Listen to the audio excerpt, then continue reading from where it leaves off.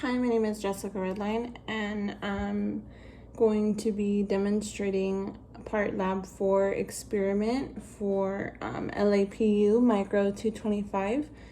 And unfortunately, I had read the instructions wrong, so I had already done the experiment for this lab 4, which I had talked to you about, but I'm going to kind of review how I completed my lab 4 steps and just my whole process of going through and viewing the slides and creating my own slides with the swabs from the inner part of my cheek and the dental plaque. So I'm just going to start talking about that a little bit. So the first part, I had already submitted in my results video for the microscope, describing all the parts and all the components of the microscope and how it works. And for the experiment part of it, so for exercise 2, we started viewing microbes on the, they're prepared microbes that come in this box with the lab kit.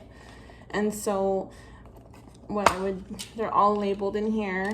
And for instance, we had like penicillin, we have bacteria, the ones that we were told to do, like yeast and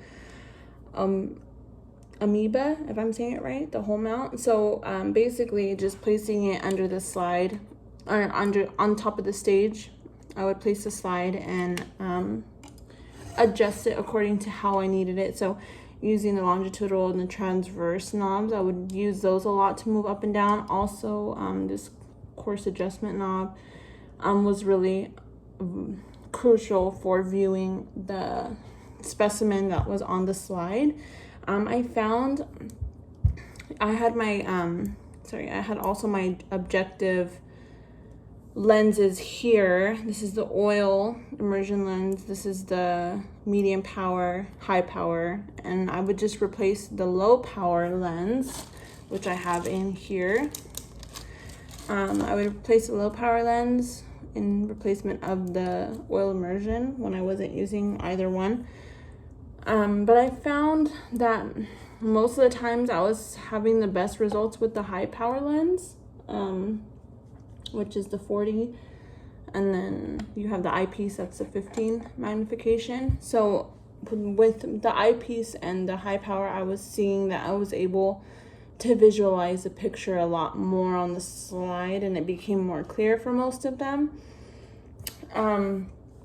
Now for the third part of the exercise is when we actually did our own slides. We prepared our own slides, which unfortunately I already prepared them, so I'm kind of backtracking here, but I'm just going to talk about my whole experience with it. I grabbed all the supplies needed for the kit. I cleaned my surface. I had my pipette with some distilled water, and I got the sterile swabs that came in the pack. It was a pack of 2, and I just took the first one. I brushed it, scraped the inside of my cheek, my buccal area, and then I put it onto the slide, just a blank slide, and then it said to add a drop. I kind of just smeared it, the sample of the Q-tip, and then obviously wearing gloves, I had my space cleaned and everything like that. I had paper towel just in case for cleanup. And after I smeared my swab onto the slide, I grabbed the pipette with the distilled water, and I just dropped 1 drop in the center where the swab was placed, and then I grabbed one of these square cover slides, and as the picture was showing, I just kind of touched it to the edge first of the slide, and then I dropped it down, and then you can just see that 1 drop of water just it almost created a section, and it held the small square part, the cover part, in place on top of the slide, holding the specimen in place. So then I was able to view it on the stage under the microscope. So I did that, And then I noticed that for the buccal one, it was more, I could see it. It was just a little bit more opaque and appeared to be really clear, but you can see like outlines of the specimen. And then for the next one with the dental plaque one, same procedure. I just got the other sterile swab and brushed it against like where between my gums and my teeth where there would be plaque. So I did that, and then I swabbed it on top of a new blank slide. And then same thing, after I swabbed it on the blank slide in the middle, I grabbed a drop of distilled water from the pipette, dropped it on there without touching anything. You don't want to touch the pipette to the sample. You just want to from above and just drop it on without touching. So I did that, and then same procedure with that. I just touched the edge of the cover to the slide and dropped it on, and it created that suction and kept it in place. And then I was able to view the dental plaque under the microscope, which I noticed was kind of similar to the buccal, but not really. It was a little bit, it appeared darker and a little bit more in numbers than the buccal side. So, and fairly smaller. The buccal side was a little bit bigger and lighter in appearance, and the dental one, they were a little bit darker. It almost looked like they had like a nucleus in the middle of the round specimens.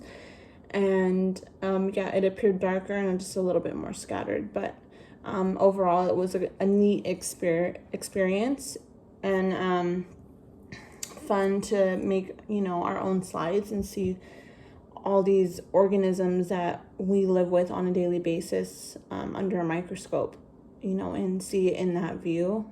It's kind of, the dental one kind of grossed me out just because it's like, you know, you don't think about it all the time, but you always are having all these microorganisms and bacteria and everything inside your mouth and your nares, like all over, like we're surrounded by it. So it's a little creepy, but it's also very interesting to see everything like in a microscopic view, and study it in that sense, in that form. So thank you for watching, and hopefully I was able to describe the whole process of the experiment, even though I wasn't able to perform. I didn't want to keep using the equipment because I wasn't sure if it was going to be used for further experiments, so I didn't want to waste. So thank you so much.